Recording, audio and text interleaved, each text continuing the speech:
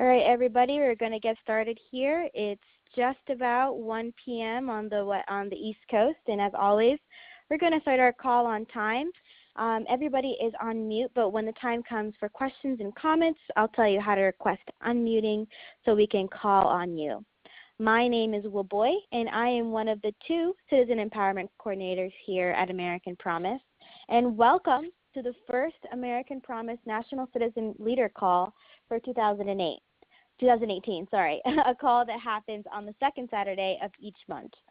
Thank you to all of you who spent so much time taking out time on your busy weekend to join us today.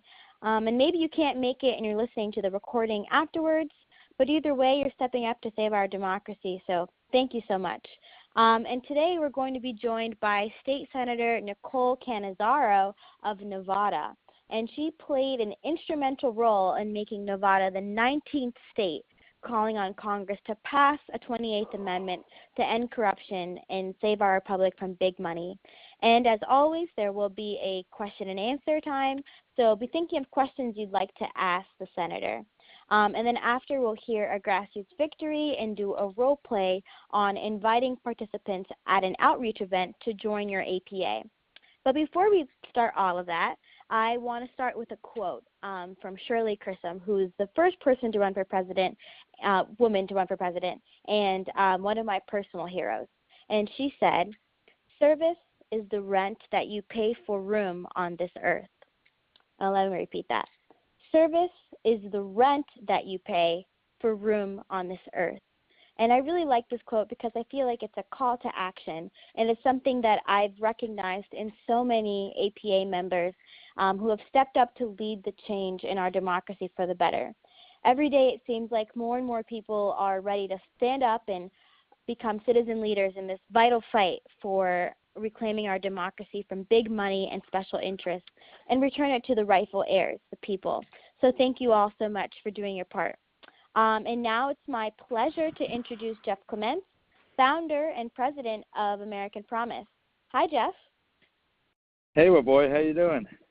I'm good. How are you? Good, thanks. It's really good to be here with you all. Thanks for joining us on this first call of 2018. And we're so glad to have Senator Cannizzaro with us. Senator Nicole Cannizzaro is such a strong advocate, champion for the 28th Amendment and government of the people. And when she ran for office the first time in 2016, she described how people were frustrated with the amount of money that was being spent in political contests and wished desperately for a contest more about the candidates and the issues. She won election to the Nevada Senate in 2016, and in her first year there was the lead sponsor of a strong resolution that made Nevada the 19th state to formally call for this 28th Amendment so we can stop the corruption and domination of money in our political system. I was really glad and proud to work with Senator Cannizzaro during this process in Carson City. We testified and supported that effort, and I could see in the legislature there in Nevada how she brought such clear leadership and earned respect throughout the legislature and beyond. You know, the secretive big money interests saw it too, and after Senator Cannizzaro led this fight and other fights, they've gone after her with an unprecedented recall attack. The recall effort to subvert the will of the voters who elected her was secretly funded by a front group from outside Nevada. And of course, Senator Cannizzaro and her constituents are fighting back. Her response after the dark money campaign against her started up was typical of Senator Cannizzaro. She said, "The shady special interests behind this subversion of the process don't intimidate me one bit." So she's a fighter. She's a fighter for our country and our cause of the 28th Amendment to secure our republic and our democracy. We need more elected officials like Senator Cannizzaro to step up and ready to lead the charge towards a better democracy, a better republic where the people, not money and dark special interests, decide who represents us and makes our laws. So thank you so much for your service and leadership, Senator, and welcome to our National Citizen Leadership Call. Take it away. So I want to just thank you, Jeff, for being so welcoming and for those very kind remarks. I'm Nicole Cannizzaro. I was just recently elected last November to serve in Senate District 6 which for anybody familiar with the Las Vegas area is like the northwest part of the Las Vegas Valley. And I sort of got into the race as an underdog candidate. I hadn't run for political office before. I didn't have a lot of,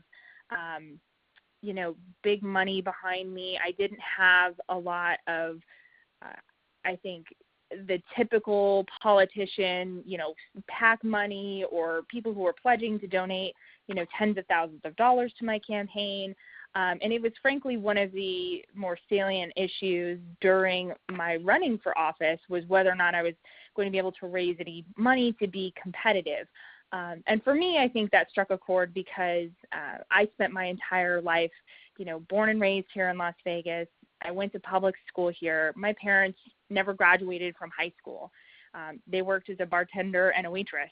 And, for a lot of my life, it was paycheck to paycheck. And sometimes there was difficulty in making the rent or, getting enough food on the table to eat. And so for me, I felt as though what we should be talking about is why someone like me who went to public high school here in Las Vegas, I went to college in Nevada on a state-funded scholarship for Nevada high school graduates, and eventually earned my way also into law school here in Las Vegas and work as a district attorney for Clark County.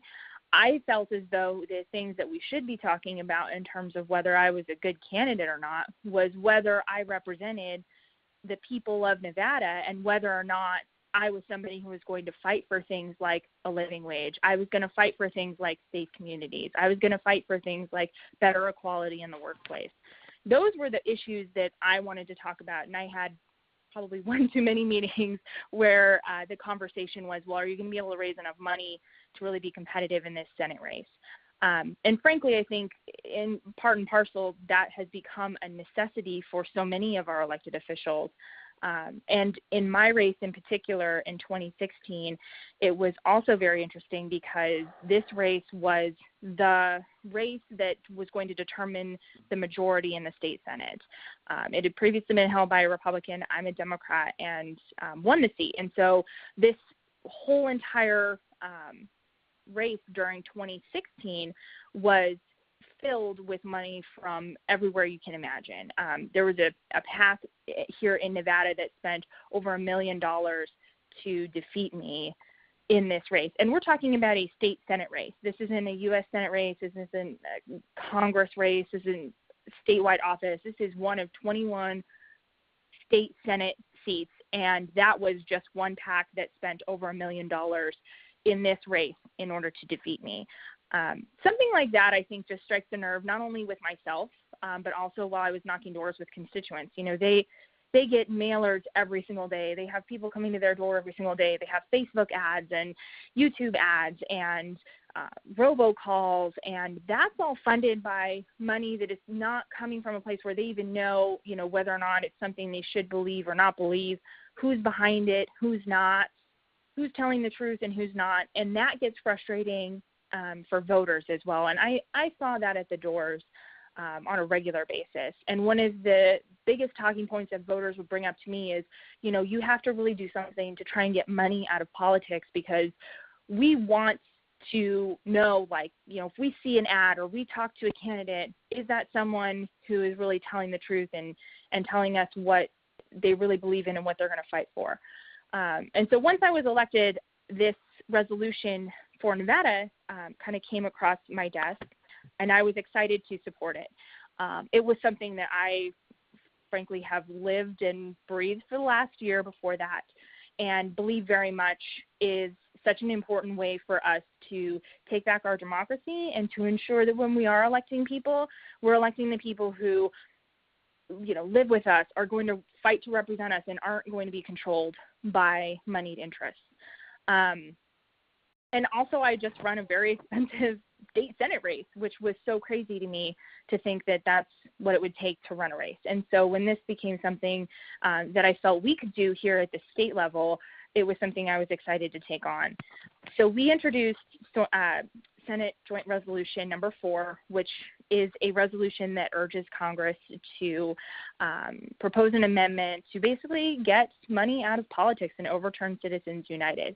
That was something that I think there was a lot of appetite for. Previously in Nevada, a very similar resolution had been proposed in previous sessions, and it just never really got the same kind of momentum as it did this last session. And I think a lot of that has to do with whether or not this is something that people are talking about, whether or not it's something your constituents are interested in, and whether or not it's something that we're willing to take on, right? Because there is an element of, is this going to violate the First Amendment that we sort of heard from the opposition? So when this resolution came up for testimony, we were really lucky to have so many amazing people, to include Ben, to come in and give testimony and really explain to the committee that heard this, which was the committee that I chaired, Legislative Operations and Elections, about why this was so important and why it's such a keystone point of how we can ensure fair elections and good legislators are being elected. And this resolution passed out of committee, went to the Senate floor. It did pass on party lines in the Senate, which I think was a little disappointing.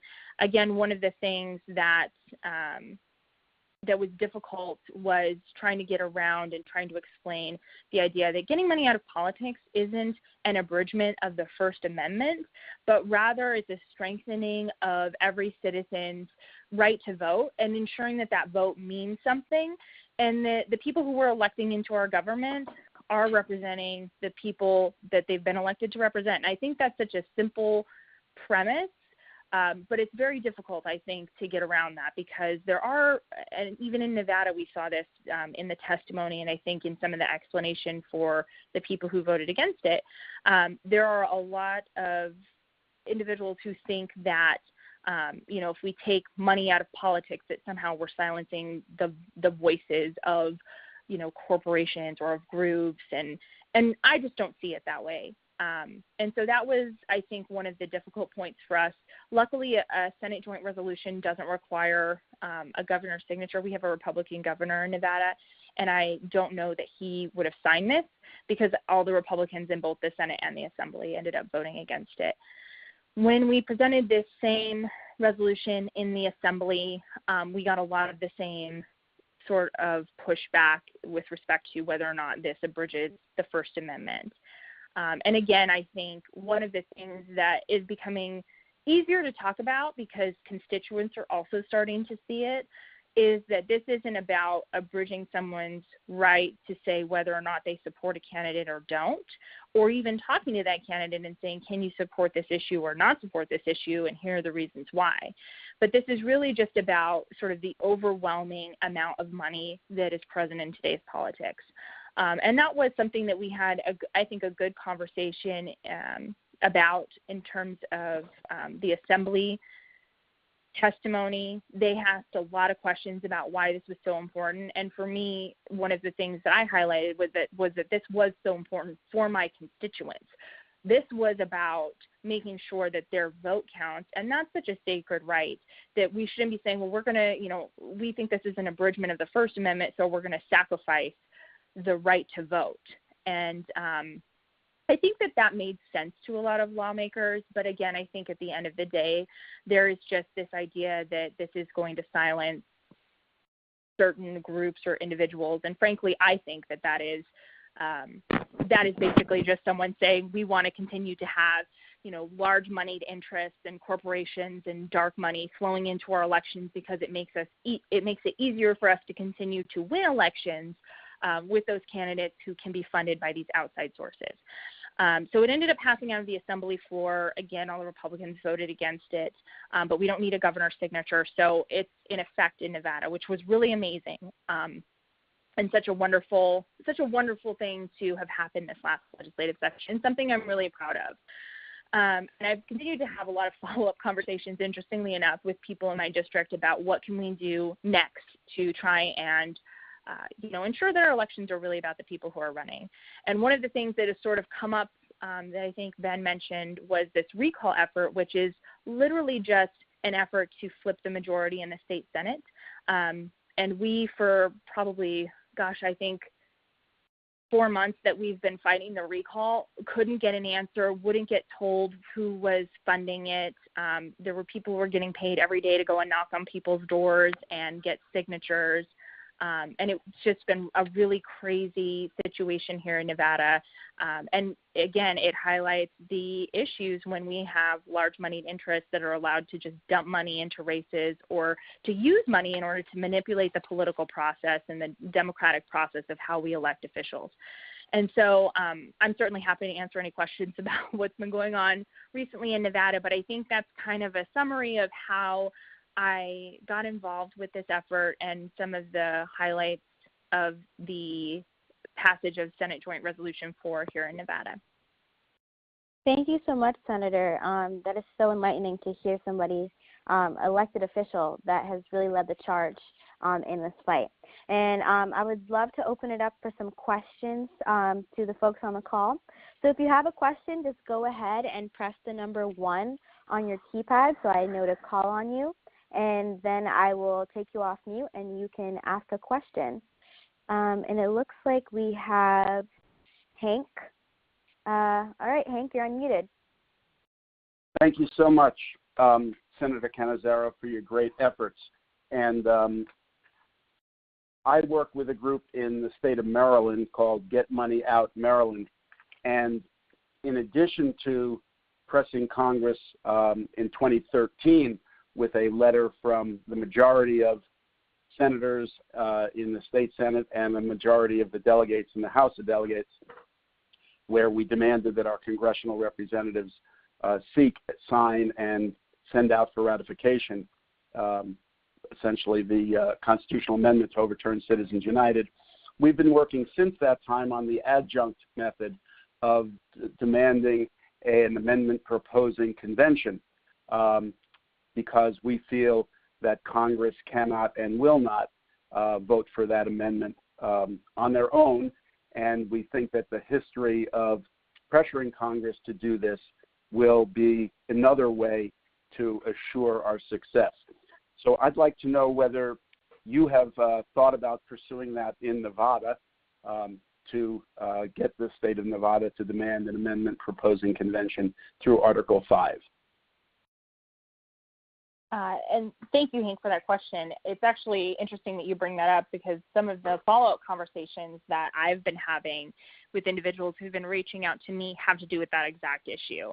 And so that is something that I plan on having some continued conversations about. I will say that obviously one of the, and I'm sure you're aware of this too, one of the concerns that I've heard from a number of places is that if we call for an Article 5 convention, that potentially there's not a good way to limit that. And if we were to do that, that it could lead to the unraveling of other things that is not what this would obviously be designed to do. And so I will say that that's a concern of mine because I would hate to see certain rights that we have solidified go away if we did an Article 5 convention. And so I'm continuing to have that conversation. I know the most recent conversations that I've had with a group here in Nevada that's been working on that is that they want to sit down and kind of walk through how you can do a call for an Article 5 convention that would be limited. And if there's a way to do it where it would be limited, that's something that I know I would be open to, and I think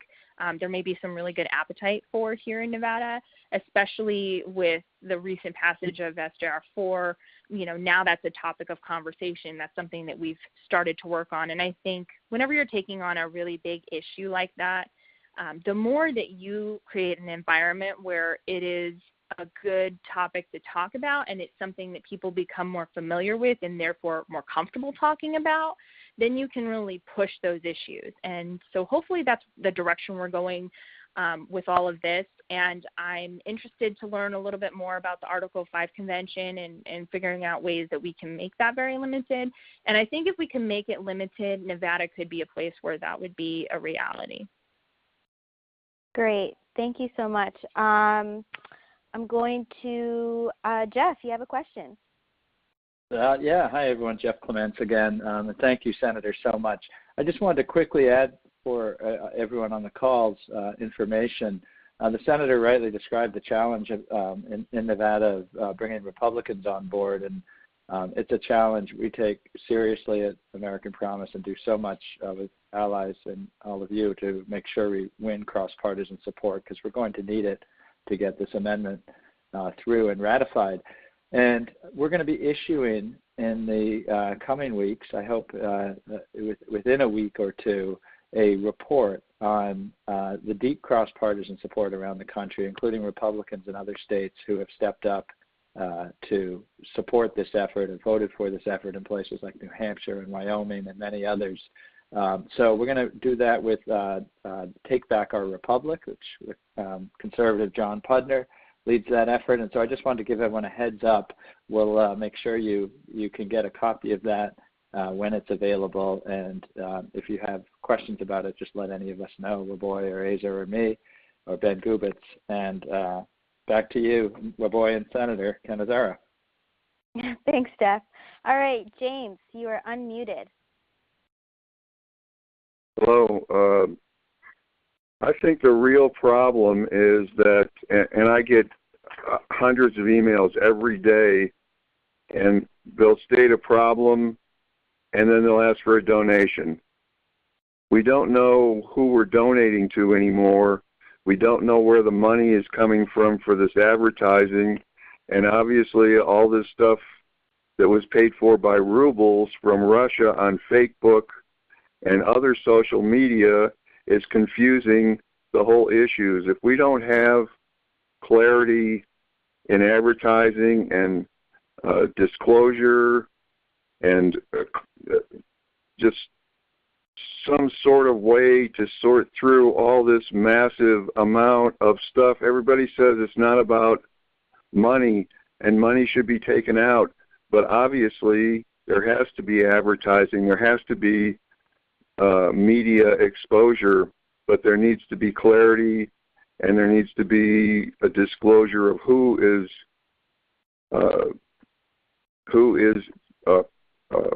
proposing and supporting this information that we're being given. And thank you. Yeah, I think that's an excellent point, is that half the time some of the frustration is not even necessarily that there's an exorbitant amount of money that's being given, but that there's no idea where this money is coming from. I think one of the more frustrating things that we've seen recently here, and I'll just speak from my own personal experience, has to do with this recall effort that's been going on here. In Nevada, we're one seat majority in the state Senate, so we have 11 Democrats and 10 Republicans. We technically have one independent who recently switched parties from Republican to nonpartisan, and she was caucusing with our caucus, the Democrats. And in order to get a majority back, the Republicans we serve 4-year terms, so there's no real way for them to get a majority back. And so one of the things that they've done recently is to launch these recall efforts against myself and 2 other sitting senators in an effort to get us out of office early before the end of our term. And so this has sort of been posed to the voters as, this is a grassroots effort. It's being done by the people who live in their districts because, they've done a terrible job as a legislator. And when we were trying to figure out where this was kind of coming from, because all of a sudden, there were tons of mailers and ads and things that were going out to people in the districts, we couldn't get a real read on that because we also didn't have a good disclosure on where that money was even coming from. And so the situation you described is exactly correct. And it took 4 months before they were even required to file some sort of disclosure as to where that money came from. And it turns out that it's coming from a Washington, D.C. group, not even based in Nevada.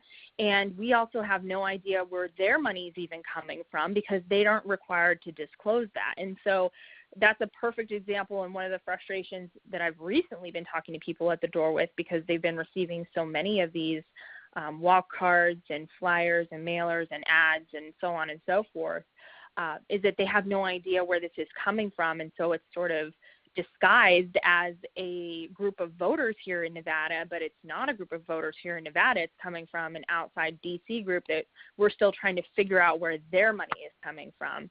And so I think, to a certain extent, one way that we can start to talk about tackling that is how can we, and of course I come at this from a state level, I think it would be great if we could talk about this at the federal level too, is how can we change some of the laws that we do have that regulate how elections are run to ensure that there is transparency so that voters know kind of what's going on and are getting a really clear picture. And so that's something that I'm hoping to work on at the state level to implement some more requirements when you're sending out mailers and you're funding campaigns, and so we have good transparency on where that money's coming from and who's really behind it. Great. Thank you so much, Senator. I have a question, actually.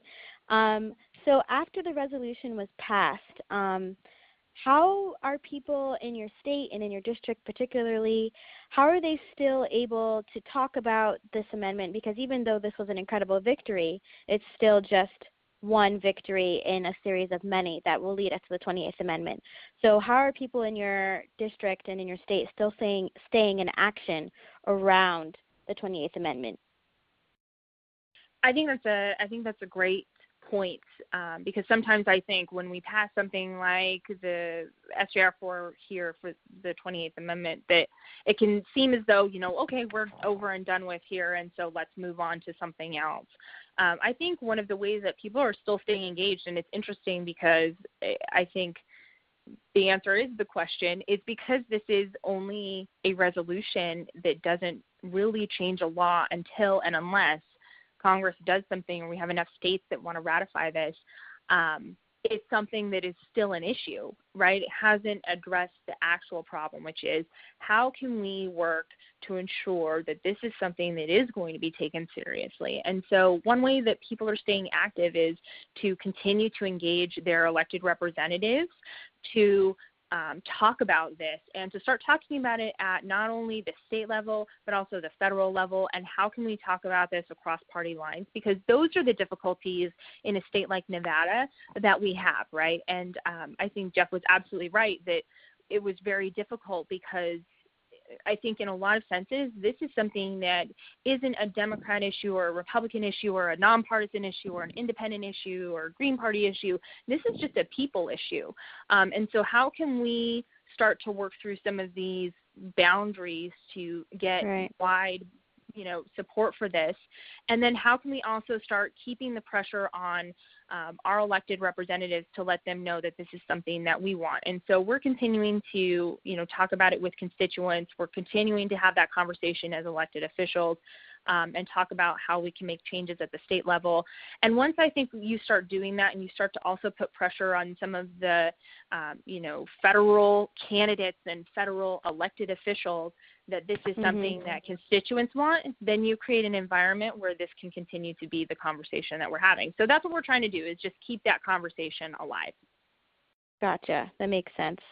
We have time for one more question. Joan DeVore, you're unmuted. Hi. Thank you, Senator. I'm just curious. While I was listening to you, I was looking at an article about you, and on what, and you were faced with a recall petition as well as a couple of other representatives.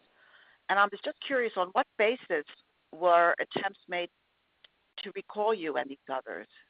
On what justification? Yeah, so that's an excellent question. In Nevada, our law does not require a reason. It is just a 25% of the electorate signs a petition. And so one of the interesting things about this particular recall is that the individuals who were funding it were sending people to the door who were just not being truthful with voters. We've had people who have signed it because they were told at the door, I was a Republican, and if you're a Democrat, you don't want a Republican in office, so sign this petition. People were told at the door, this is a petition for infrastructure investment. Don't you want better roads? Sign this petition. This is a petition to better our education system here in Nevada. Don't you want a better education system? Sign this petition. And so there has been a lot of misleading information that's been given to voters in order to get the signatures. And I think that that is directly related to the fact that this is being funded by and supported by, and we had, people who came from out of state who were from this group that is running these recalls out of Washington, D.C., come into the state to launch these efforts. So it's not even voters or people who live in Nevada who are talking to my constituents. It's people from Washington, D.C., and that it's such an interesting situation because it's so much about this money that we just don't really know where it's coming from that has allowed them to push a very false narrative and take advantage of a law that doesn't require for there to be any sort of malfeasance or bad act or anything like that. It's literally just if you can get 25% of the people to sign this petition, then we can seek a recall of an elected official. Thank you so much, Senator. Your thoughts and your candor has been so incredible and really illuminating for me at least. So thank you for joining us on this call today. And if there's anybody on the call who has not yet been in an APA or is thinking about launching one, please feel free to send me an email at wambug@americanpromise.net. That's wambug@americanpromise.net. And now we're actually going to turn it over to somebody on the ground who is doing the good work that Senator Cannizzaro was talking about. It's my pleasure to introduce Bob Winkleman, leader of the Narberth, Pennsylvania APA, which is right outside of Philadelphia. And Bob has been a dynamic leader from day one, and his group's work is much needed, particularly in the state of Pennsylvania, that has an active bill in the legislature that, if passed, would make Pennsylvania the 20th state, calling for the 28th Amendment. So hi, Bob. How are you? Good morning. Thank you very much. So I was asked to briefly describe my experience in getting an AP group started here in Pennsylvania. So I live in a small town. There's just 4,000 of us, but we're right next to a very large city in Philadelphia. And I've been politically active my whole life. My wife is also a state representative here in Pennsylvania. All of my political activity has always been geared towards getting candidates elected, door knocking, phone calling, working the polls on election day. And I had never been involved in trying to advocate for a specific issue. I didn't know how to do it, and I frankly felt intimidated. I watch people lobby my wife on everything from fracking and gambling to workplace accommodations for nursing mothers, and I could see that it was this direct interaction with lawmakers that was the key to getting these things done. But still, it was a mystery to me, and I really didn't know where to start. So I go to a lot of political events, and I went to one in Philadelphia with Ben Cohen, some other local Democrats, and some of the staff from AP, and I got to talking to somebody, it might have been Jeff, and we arranged to talk again after I got back from a trip. He introduced me to Azer, and Azer started to walk me through how an AP group gets started. So first I recruited 5 other politically active people. 4 of them were people that I knew, and 1 I was referred to by someone who has a really great network of activists. So we met for the first time at my house, and Azer Cole Skyped in and told them the AP story. And really, AP makes this really easy to do. You really just have to go out and recruit your local people, and they provide such a great platform to get it all started. One person at the end of this meeting dropped out. They said, this just isn't for me. But the others all agreed to start working their networks and inviting citizens to a public meeting at our local borough hall. And if you're in a small town, your local government may make meeting rooms available to you too. So always look to them because they're usually happy to do it. So Azer created a Facebook event page, and we started making phone calls and talking to people at political events and all around town. And we thought we were doing really well because Facebook said we had 104 people who were interested. It said that we had 20 to 30 who said they were going. And I had these visions of hundreds of people at the largest AP launch in history, you know. Well, we ended up with 33 people, which is a great turnout. But it did teach me a lesson, you know. Don't count your Facebook likes and goings, okay? Keep calling people right up till the event. And the event went really well. Again, the AP folks handle everything, right? People who were there were really engaged, and there was a lot of great interaction between people at this meeting. And Azer did a great job of leading people through the story. He led us through some exercises. And at the end of the night, we had 10 or 12 people who said that they wanted to go through the 4 training periods that AP provides to all new groups. Now, we've been through 2 of these sessions, and we had 7 or 8 people at each of them. And we have another, the 3rd training is coming up next week. And you can see people getting more and more enthused as we go through this, and they're already reaching out to the local legislators that they know. And it's really been a terrific experience because I've met so many great new people. And I feel like with all the things that are going on in the country that I don't like and I really can't control, this is something concrete that I can do. And it feels like we're working on something fundamentally important. And here in Pennsylvania, there is a resolution that can be voted on if we can get the speaker to bring this resolution up. But I really am anxious to learn more about how this grassroots lobbying works and see if we can get a resolution passed here in Pennsylvania. Awesome. Thank you so much, Bob. I really love your story. I think it's an excellent example of how important it is to have those core group of people, you know, your 10 people that are going to really dictate the success of your APA. And I think that as long as all of you stay together, you guys are going to do some incredible work. And there's lots of ways that you can grow your APA.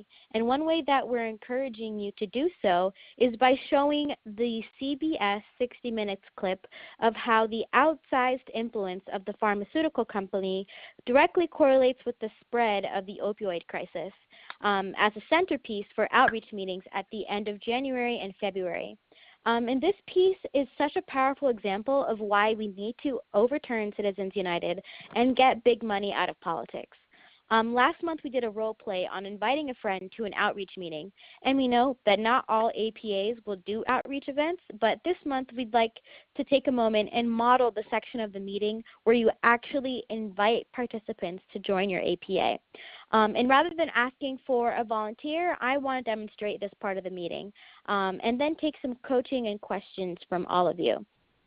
The way that I would start this part of the meeting would say, as if I was an APA leader inviting people to join my APA, I would say, at first I was nervous about how much of an impact I could have in this national movement. I'd never done anything really political before, never felt confident about talking about politics in an educated manner, but after I'd gone through the 4-part new group trainings and really learned about the influence of big money in our political system, I began to feel more confident and sure of myself as an advocate in this movement. When my group was finally able to secure a meeting with a member of Congress, I was so surprised as to how effective that meeting was. And I feel like I've grown a lot and I'm ready to continue my work of advocacy. And to be a member of my APA, we're asking that you come to our national conference call, which is the second Saturday of every month, and participate in one other meeting that gets deeper into the planning and action for the rest of the month. And I would just close it off there and then end with some questions. So essentially, I just did what Bob shared with us, and just in a more condensed version. And by doing so, you're really connecting your story of how you became a citizen leader in this movement, and allowing people to see that this is something that they also can do if they go through the trainings and they're just willing to learn. Does anyone have any questions or maybe some advice for me if you were to do this for yourself?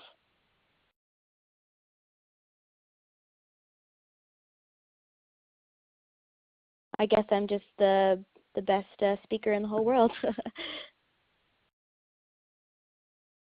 Yeah, I've got Azer, a do you have? quick question for you. Well, boy, this is Azer Yeah. calling. I'm calling in from Portland, Maine. And, what if you ask, people to join your group to come to those 2 meetings a month, and someone asks, well, I don't feel like I fully know everything there is to know about this issue. I don't want to advocate for something that I'm not fully an expert on. Is this something that you guys are still talking about in terms of sort of the basics of sort of all of the moving parts to this large effort?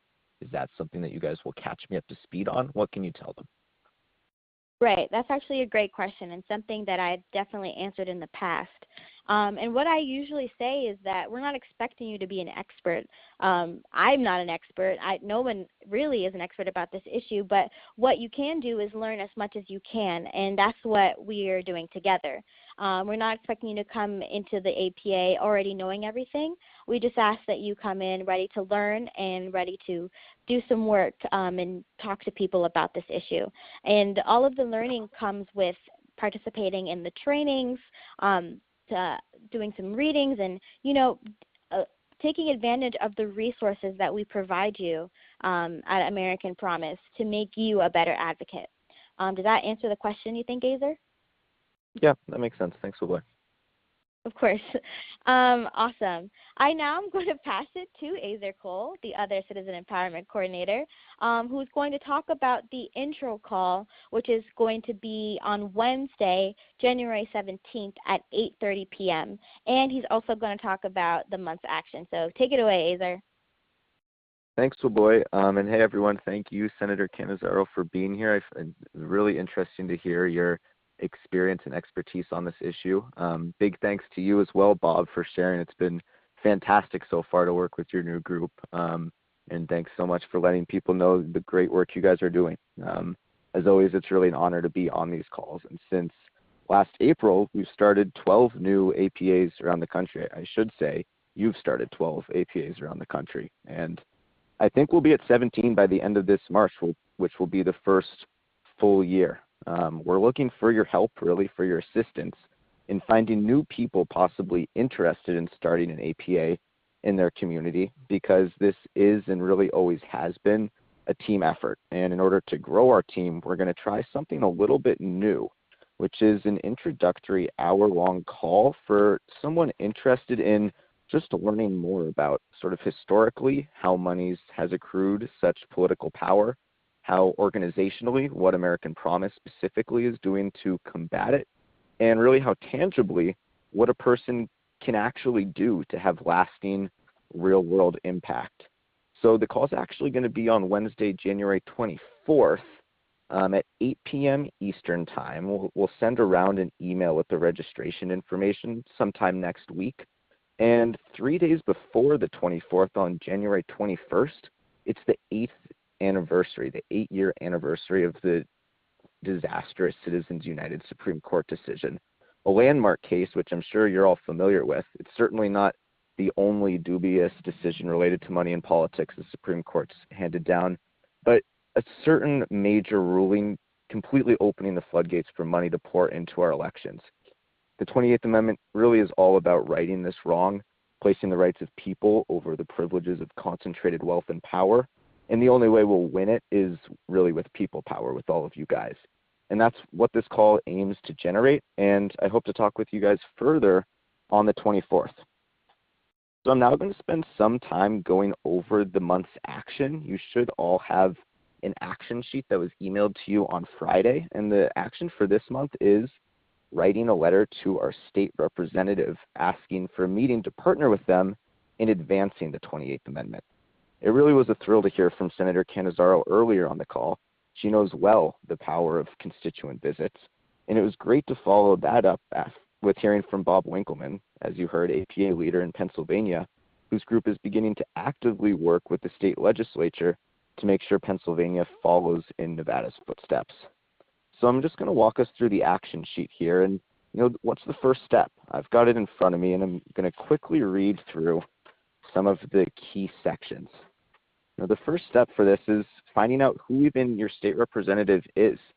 It's easily Googleable if you don't know, just by entering your address and finding their mailing address on their website. And in the letter to them, you'll want to do a couple of things. The first being just introduce yourself, providing some personal information to root yourself in the community and briefly share why this issue matters to you, letting them know that you're both a constituent and having a personal story that drives you to this work right off the bat is the most powerful way you can start a letter to any elected official. Secondly, you'll want to tell them exactly what you're asking for. The ask here is for them to partner with you to move the 28th Amendment forward. And depending on what state you're in, the ways they'll be able to help will be different. And the third page of the action sheet describes in detail how to find out if your state is one of the 19 that have already passed a statewide resolution, if they're not, if one currently exists in the legislature and is being actively worked on.